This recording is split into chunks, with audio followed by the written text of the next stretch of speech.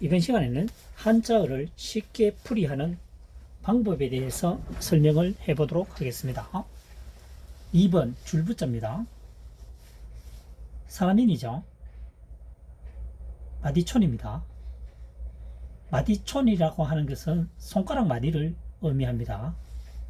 사람이 손을 이용해서 상대편에게 준다는 얘기죠. 그래서 줄부입니다. 뭔가 주면서 부탁을 한다는 얘기죠. 줄부, 부탁할 부 하면 되겠죠. 두 번째,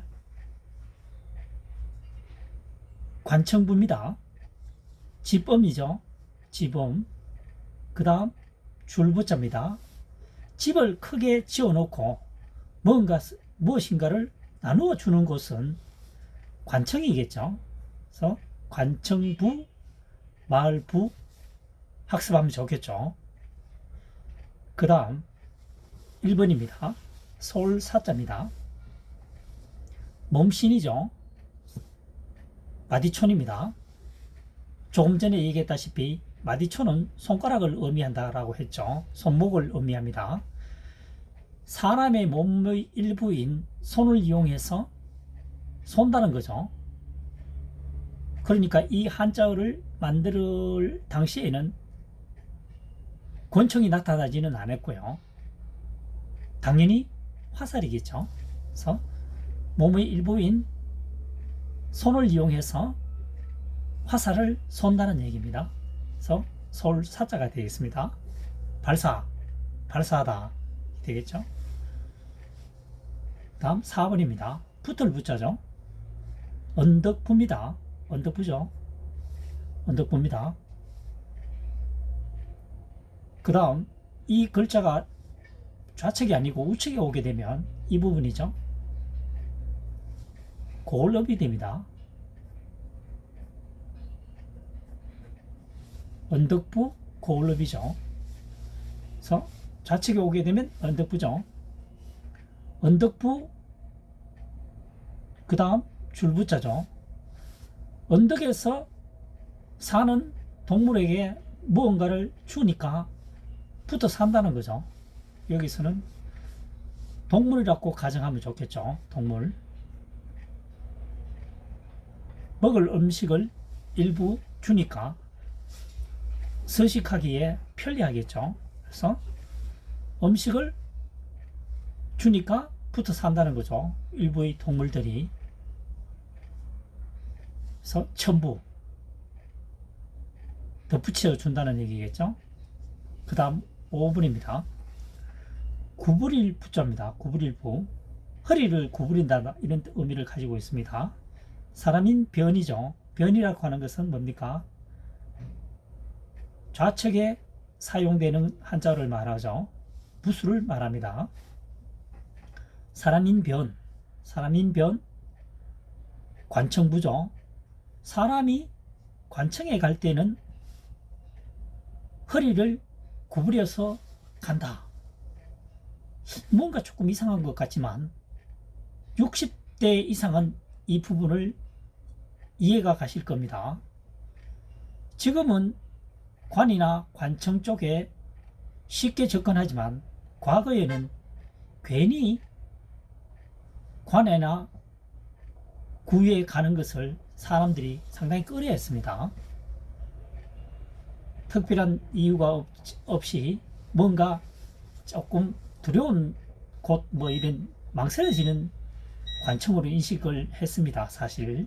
그래서 사람이 관청으로 갈 때는 위축이 된다는 얘기죠. 그래서 위축이 되니까 허리가 살포시 구부려진다.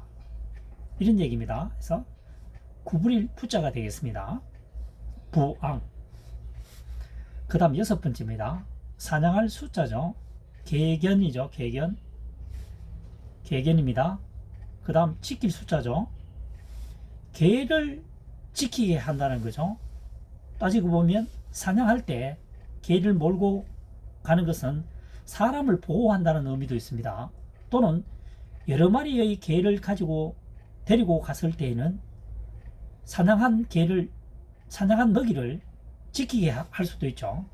그래서 개를 지키게 하는 경우는 사냥할 때이다. 사냥할 때에는 개가 사람을 지켜준다. 이렇게 풀이하면 되겠죠. 수인입니다. 수인. 사냥하는 사람이겠죠. 7번째, 지킬 숫자입니다. 진면이죠. 진면입니다. 마디촌이죠. 마디촌인데 이게 법도 됩니다. 법도. 준법 정신을 의미하는 거죠. 법도촌입니다. 여기서는 마디촌, 법도촌이죠. 집에서도 법을 지키면서 살아가야 한다는 얘기죠. 과거에는 상강오륜 중시했기 때문에 행동을 굉장히 상가한다는 거죠. 그래서 지킬 숫자가 되겠습니다. 그 다음 고을 이름울입니다. 고을 이름울. 풀초물이죠. 풀초물입니다. 풀초물입니다. 풀초물이라고 하는 것은 머리가 윗부분에 있는 거죠. 가장 윗부분에 사용하는 한자어이기 때문에 풀초물이라고 합니다. 풀초. 그 다음 집시자죠. 또는 죽음시도 됩니다. 여기서는 집시로 풀이해야 됩니다. 집시로 풀이해야 적합하다는 얘기죠. 그래서 풀이 있고 집에 보일 때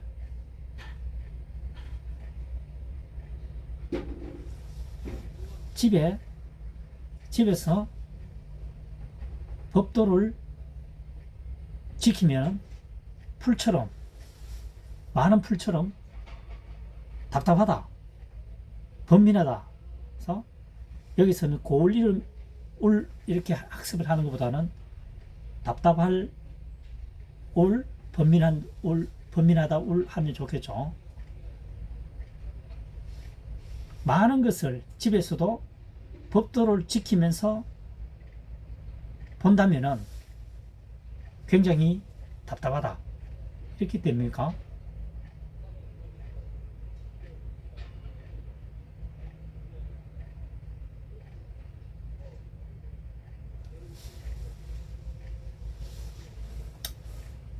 자, 답답할 밀, 번민할 물. 집에서 법도를 지키면서 볼 수 있는데 풀이 많다는 거죠. 풀이 많으면 굉장히 답답함을 느낄 수도 있다. 이렇게 풀이를 하도록 하겠습니다. 어쨌든 여기서는 고을 이름 울 학습하는 것보다는 답답할 울, 번민할 울 학습하고 난 후에 고을 이름 울 이렇게 접근하는 것이 학습하기에 유리하다는 얘기입니다. 8번이 조금은 설명이 부족한 것 같기도 하죠. 자, 다시 한번 정리해 보도록 하겠습니다. 몸신이죠. 마디촌입니다.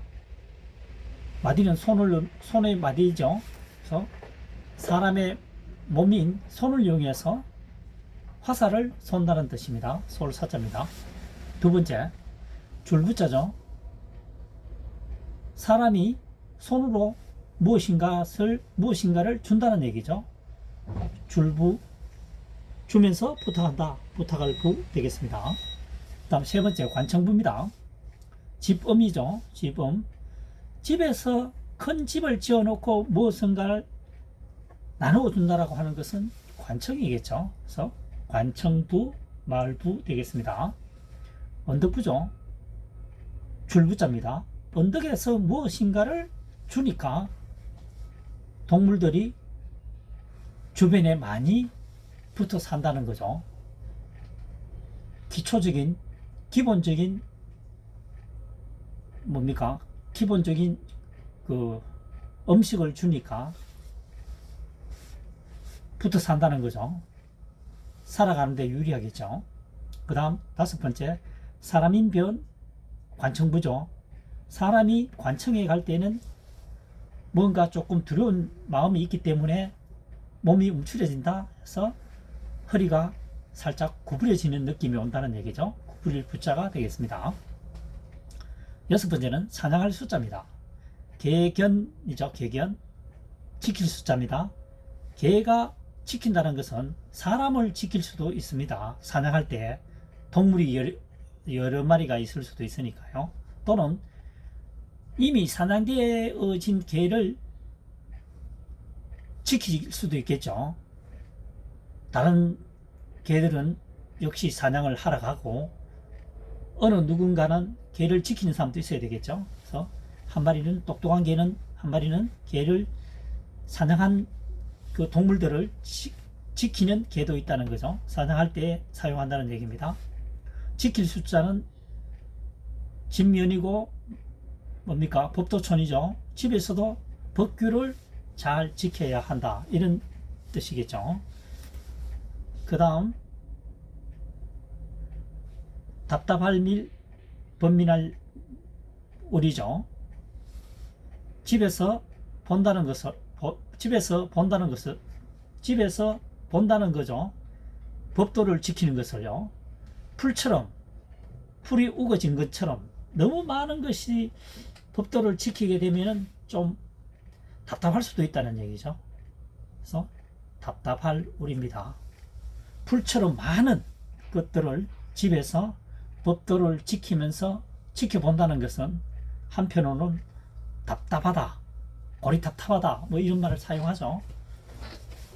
그래서 답답할 울, 번민할 울, 입력한 후에 고을 이름 울 이렇게 학습을 하게 되면 이 8번 답답할 물이 학습하기에 유리하겠죠. 다시 한번 살펴보면요. 집에서 법도를 지키는 것을 지켜보고 있는데 울창한 풀처럼, 울창한 풀잎처럼, 풀처럼 많은 것을 법도를 일일이 다 지키려고 하면은 굉장히 답답하다는 얘기죠. 그래서 답답한 울, 고을 이름 울로 학습을 하면 되겠습니다.